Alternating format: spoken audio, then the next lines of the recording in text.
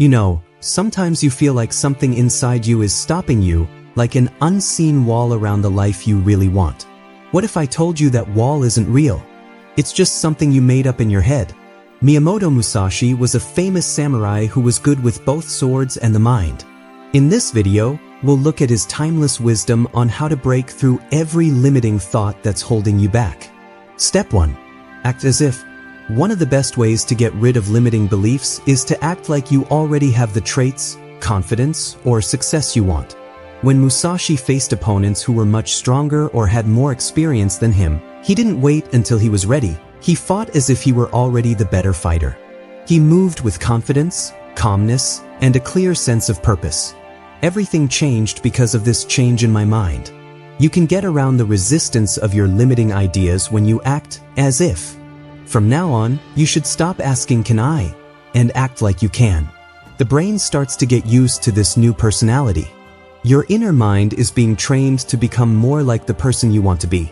For instance, don't wait for confidence to come out of nowhere if you want to be confident. Now you can walk, talk, and think like you're sure of yourself. You should act like a successful person would if you want to be successful, however you are not yet successful. This idea comes from who we are, not our circumstances. This was what Musashi lived by.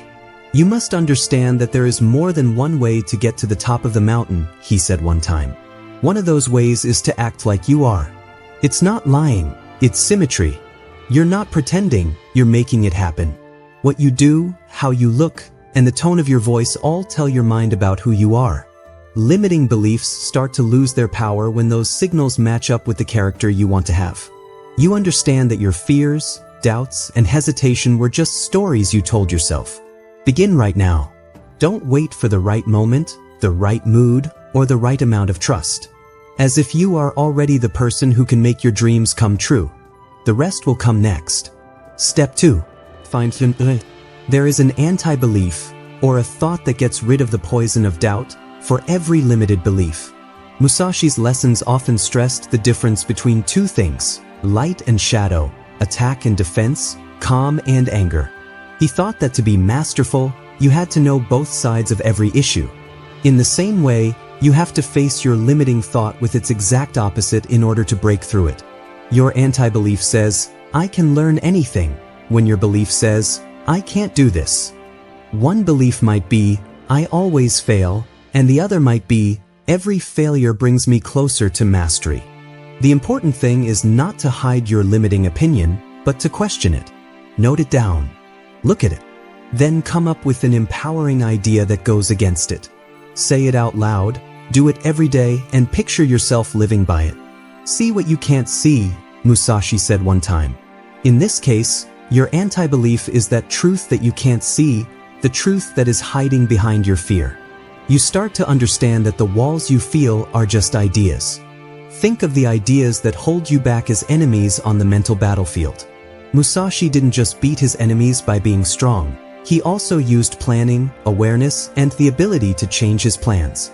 In the same way, you need to plan against what you believe. Find out when they show up, how they talk to you, and what they make you stay away from.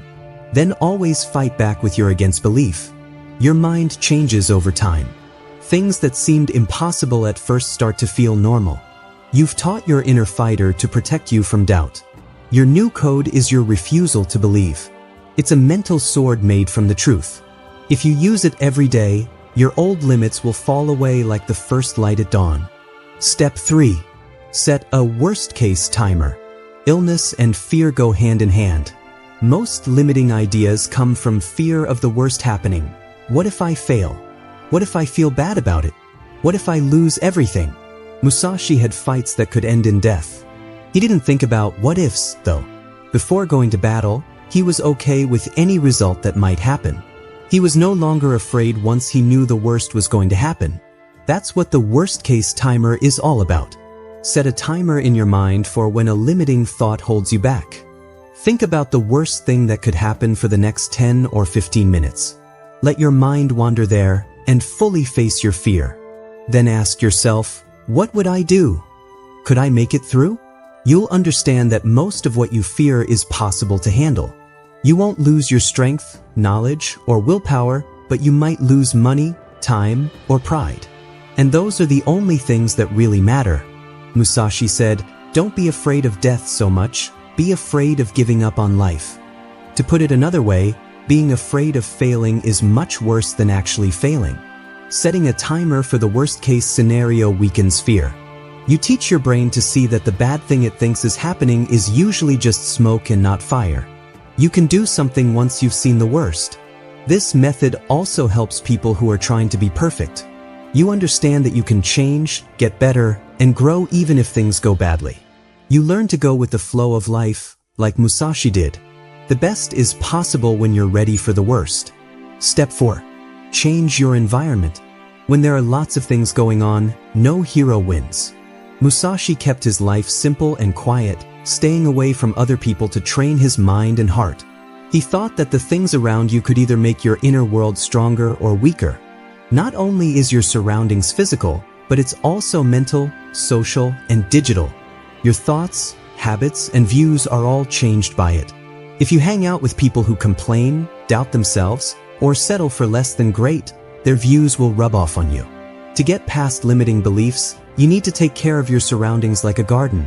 Pull out the weeds and feed the plants. First, take a look at the places where you spend most of your time. Are they a mess or neat? Does it drain or energize you? Do the sounds you hear make you feel better or worse? If your surroundings keep showing you how limited you are, you should change them. Musashi told him, "You must know that the way of the warrior is to accept death with no doubt." These days, this means letting go of places, habits, or people that make you feel small so that something bigger can come into your life. Places that remind you of the person you want to become, like books that inspire you, people who push you, and quiet places where you can think. A strong setting makes people believe in strong things. Weak ones cause fear and stop and go. When you walk into a place that makes you feel good, your mind starts to grow on its own. You start to see opportunities instead of problems. That's why Musashi often trained outside. The woods, rivers, and mountains taught him about balance and flexibility. You are not limited by where you are. What you put up with will bind you. So make a space that makes you feel good, where your new ideas can breathe and your potential can grow. Step 5. Ask, what's the cost?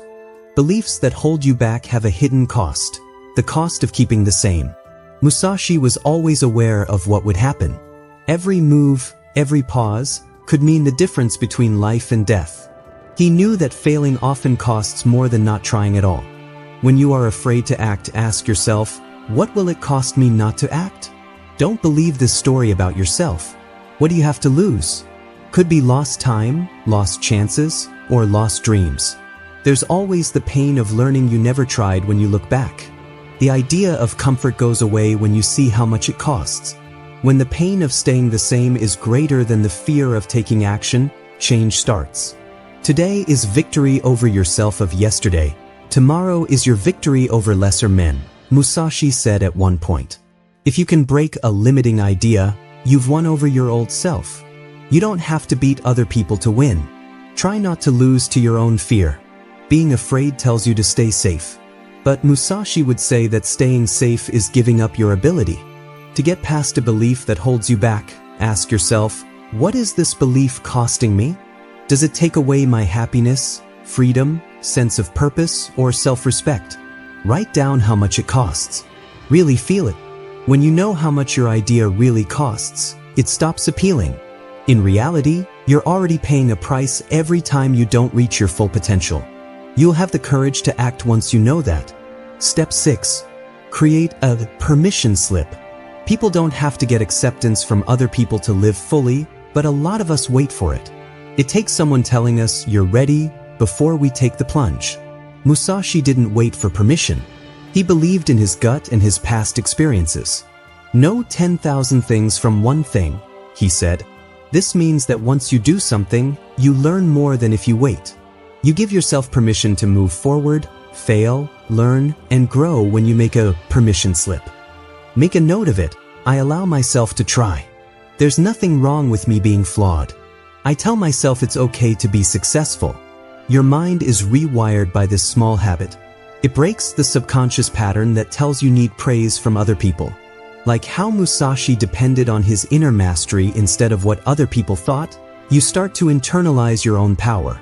Remember that while you wait for permission, your talent slowly dies.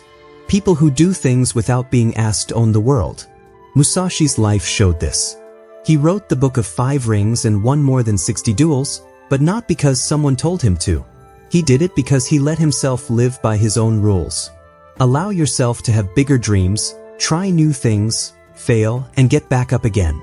Your limiting beliefs fall apart when you do that because they only grow when you're not sure what to do. Today is the day to write that note. Put it somewhere you can see it. When fear comes back, read it.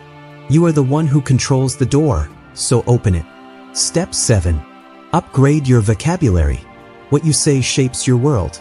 The boundaries of your mind are set by the words you use every day. Musashi was very careful with his words, just like he was with his sword. They were exact, simple, and powerful. He didn't talk more than he had to because he knew that words have power. If you say, "I can't," "I'm not ready," or "I'll never," over and over, those words will hold you back. When you say things like, "I'm learning," "I'm growing," or "I'm capable," those words become your wings. You need to improve your vocabulary if you want to break limiting ideas. Change negative words to ones that make you feel good. Be strong, patient, and sure of yourself when you talk to yourself like a teacher would with a student. Take charge of your own will and let no one else do it, Musashi said. Language helps people do what they want to do. You improve your mind when you improve the way you talk. Pay attention to what you're saying to yourself. Reframe it every time you hear yourself saying something that holds you back. Say something other than, "I'm stuck." Say, "I'm getting ready for my next move." Say something like, "I'm not good at this." Say, "Every day I get better." Your mind starts to believe it more and more the more you do this. Your thoughts change from being weak to strong. To become a master, Musashi taught, you have to keep improving your body, mind, and spirit. Your words is a part of getting better. Talk about strength, not weakness. Tell the truth, not lies. Talk about options instead of limits. And the things you say become the things